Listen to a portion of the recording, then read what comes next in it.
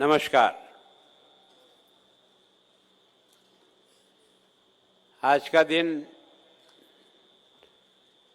आसाम के लिए और हम सब के लिए बहुत ही महत्वपूर्ण दिन है। सीमांत क्रीड़ा महोत्सव के समापन अवसर पर आज देश की एक ऐसी विभूति अपने आग्रह पर यह आई है। मैं संपूर्ण आसाम की जनता की ओर से, इन सब खिलाड़ियों की ओर से आपका बहुत बहुत स्वागत और अभिनंदन करता हूं, क्योंकि जब हम पढ़ते थे उस जमाने में आपका जो कीर्तिमान था उसके कारण से केवल आपका सम्मान नहीं हुआ, देश के 120 करोड़ लोगों का सम्मान उस दिन हुआ था।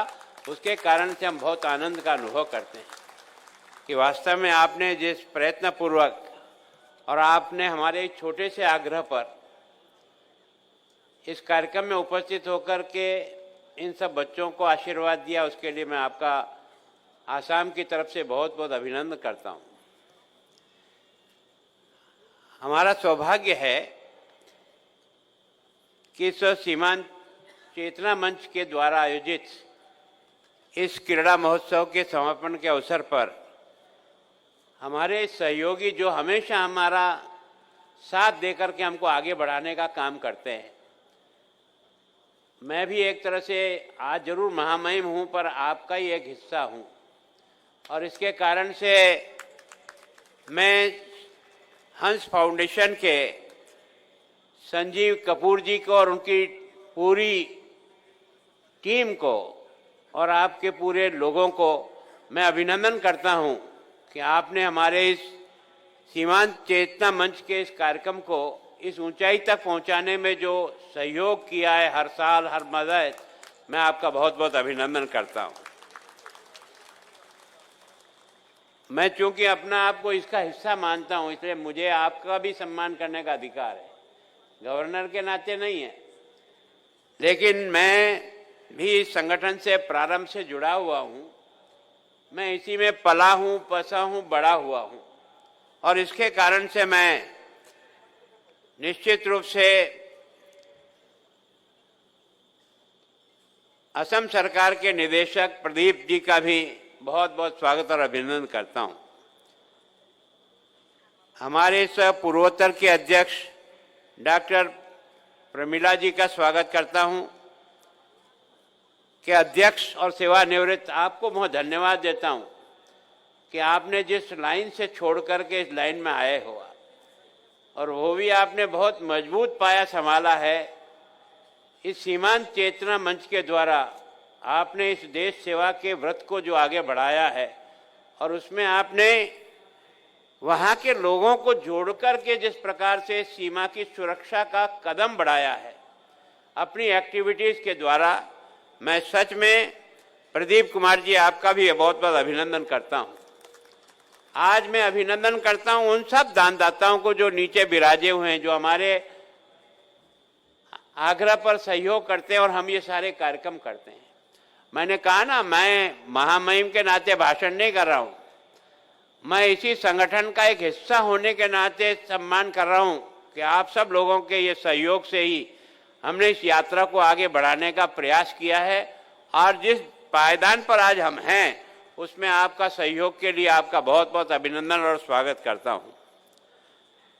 मैं पूर्वोत्तर के सभी इस चेतना मंच के कार्यकर्ता और पदाधिकारियों को भी बधाई देता हूं कि आपको ने जिस रास्ते को चुना है वो देश की सीमाओं की सुरक्षा का सबसे मजबूत पायदान है।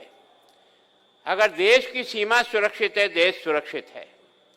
एक बहुत बड़ी जिम्मेदारी आपने निभाई है उसके लिए, और सबसे ज्यादा धन्यवाद देता हूं इन सारे बच्चों को जो यहाँ खेल के मैदान में उतर करके, चाहे वो बांग्लादेश की सीमा हो चाहे वो भूटान की सीमा हो, उससे लगे हुए जो सारे जिले हैं, इन जिलों को और यहाँ की यूथ को आपने देश के उस राष्ट्रीय भावना से जोड़ने का प्रयत्न किया।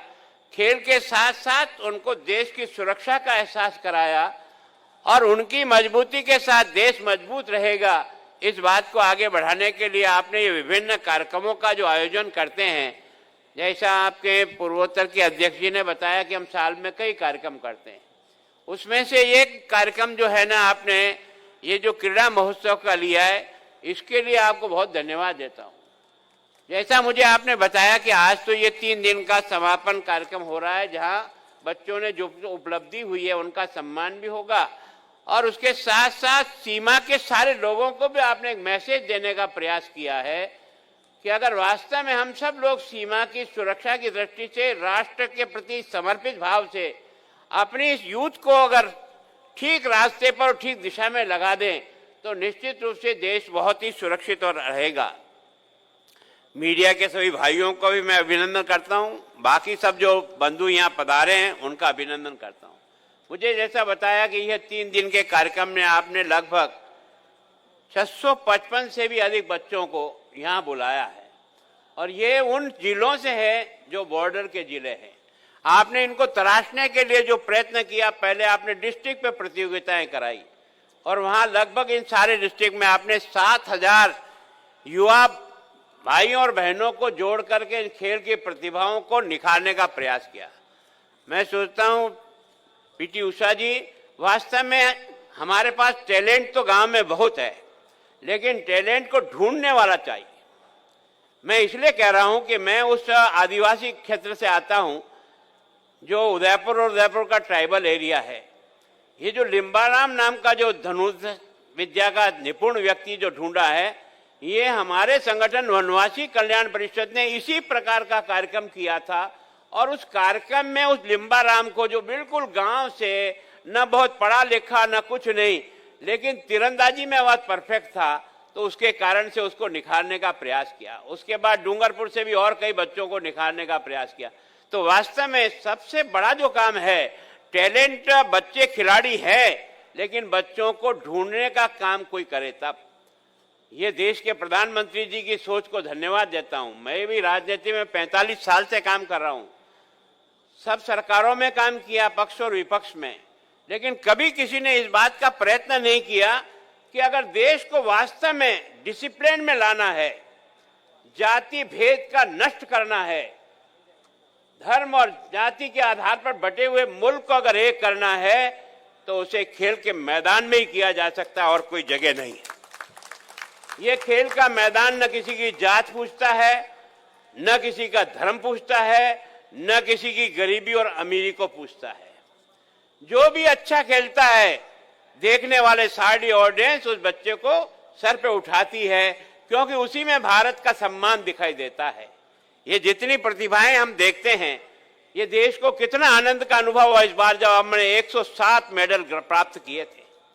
ये केवल उन खिलाड़ियों की खुशी नहीं हुई थी, संपूर्ण देश के जनमानस को वो जो मेडल प्राप्त हुए इतने वर्षों के बाद 107 मेडल एक साथ प्राप्त करना, ये देश के लिए कीर्तिमान था, और उसका कारण था खेलो इंडिया।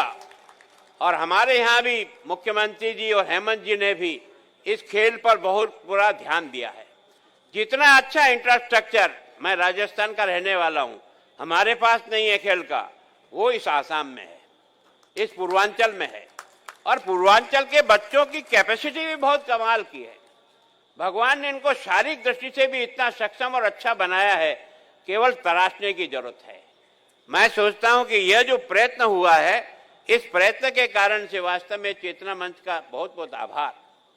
सच में वास्तव में अगर मैं ऐसा मानता हूं कि अगर कोई जीत का टारगेट बना करके उसको अचीव करने की आदत पैदा करता है, तो खेल का मैदान करता है, क्योंकि वो जीतने की लालसा से उस टारगेट को पूरा करने के लिए प्रयत्न करता है तन मन से, और पूरी ताकत लगाकर जब जूझता है तो सफलता को अर्जित करता है।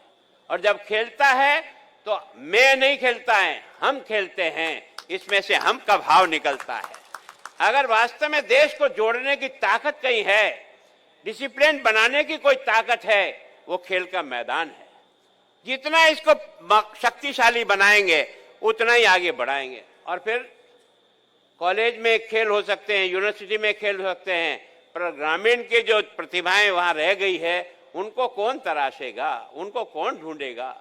तो मैं सोचता हूँ ये जो स्टेट लेवल पर भी जो आपने जिस प्रकार का महाकुंभ गुजरात वालों ने शुरू किया, अब सभी स्टेट ने लिया है।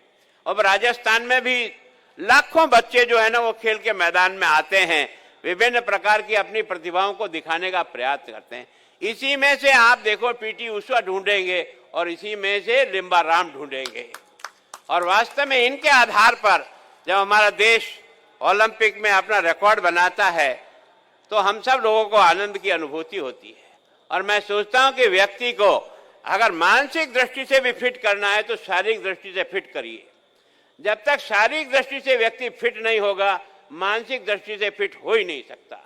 हमने दुर्भाग्य यह है कि हमने खेल के मैदानों को पिछले कई वर्षों तक कमजोर कर रखा था और उसके कारण से जो हमारे पास टैलेंट और विशेष करके जब यूथ किसी देश के निर्माण में जुटता है तो देश की तस्वीर बदल देता है। और भारत के पास भगवान की कृपा से सबसे बड़ी यूथ शक्ति है। अब इसका अगर सही रास्ते में उपयोग नहीं करोगे तो गलत रास्ते में जाएगा। ये जो ड्रग का प्रचलन हुआ ना, उस ड्रग के प्रचलन में हमारा यूथ उसमें इन्वॉल्व हो रहा है। आज अगर वास्तव में देश को बचाना है इस नशा से तो निश्चित रूप से ये इस प्रकार के कार्यक्रम के द्वारा बच्चों को जोड़ना पड़ेगा और उनके दिमाग में कुछ डालना पड़ेगा, तब जाकर के ये बच्चा उस तरह से तैयार होगा। तो मैं सोचता हूं कि वास्तव में इस प्रकार की प्रतियोगिता में ये मैंने कई बार सोचता है कि जो जीतता है वही खुश नहीं है, जो हारता है वो भी जीतने वाले को देख करके एक प्रतिज्ञा करता है।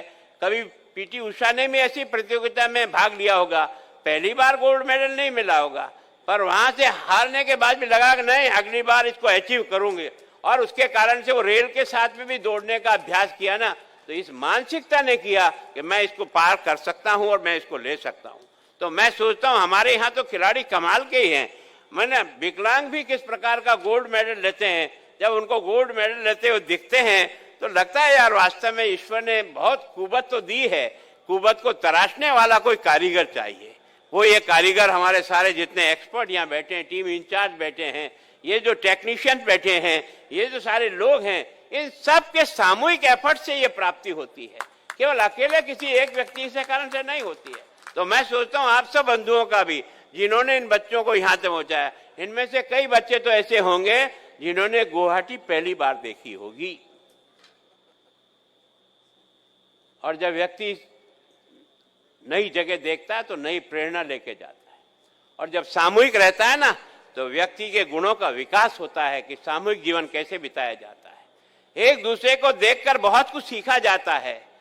व्यक्ति का परिपूर्णता तभी आती है जब वो सारी तरफ दृष्टि डालता है कि इस देश में गरीबी भी किस प्रकार की है और अमीरी भी किस प्रकार की है, इस दोनों की खाई को पाटा कैसे जा सकता है, इसका संकल्प इसमें से निकलता है। तो मैं सोचता हूं जिस प्रतियोगिता के माध्यम से आपने ये जो प्रयास किया है, मैं आपका अभिनंदन करता हूं।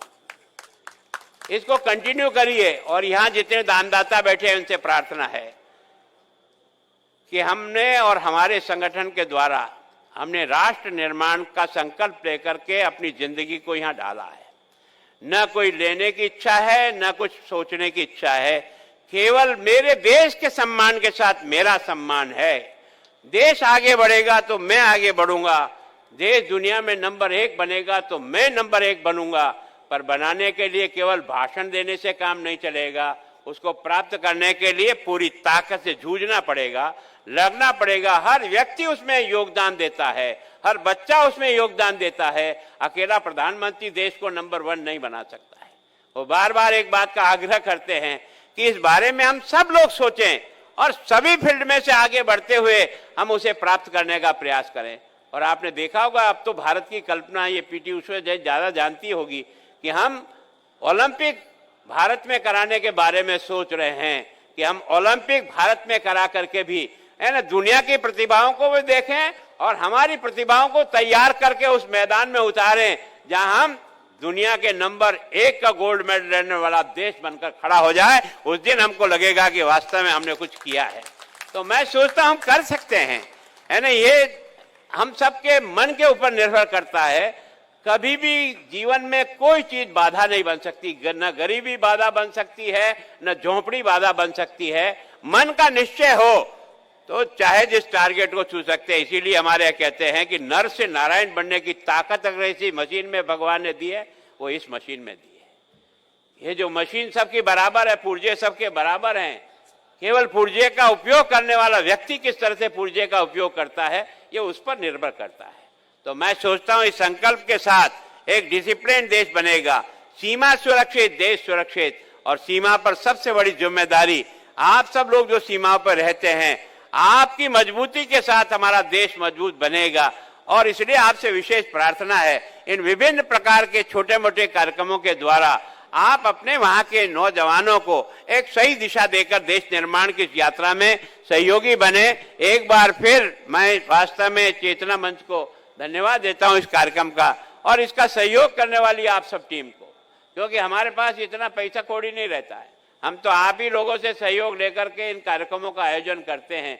हमारा एक ऐसा संगठन है जो सब इन दानदाताओं के भरोसे चलता है और हमने आज दिन तक ये जो इतनी लंबी यात्रा पूरी की है ये अपने स्वयं के बूते पर नहीं की है, समाज के सहयोग के आधार पर की है, समाज के आशीर्वाद से की है और आप सब लोगों के आशीर्वाद से की। एक बार सब खिलाड़ी भाई बहनों को मैं अपनी ओर से बधाई देता हूं और आप सबसे प्रार्थना करता हूं कि अपनी पूरी ताकत लगा करके अपनी प्रतिभा को निखारने का प्रयास करो। किसे मेडल मिलेगा, किसे नहीं मिलेगा, किसको इस साल मिलेगा, किसको अगले साल मिलेगा, लेकिन लक्ष्य तय करके अगर आगे बढ़ेंगे तो निश्चित सफलता ईश्वर देता है, ऐसा मेरा विश्वास है। एक बार आप सबका बहुत बहुत धन्यवाद।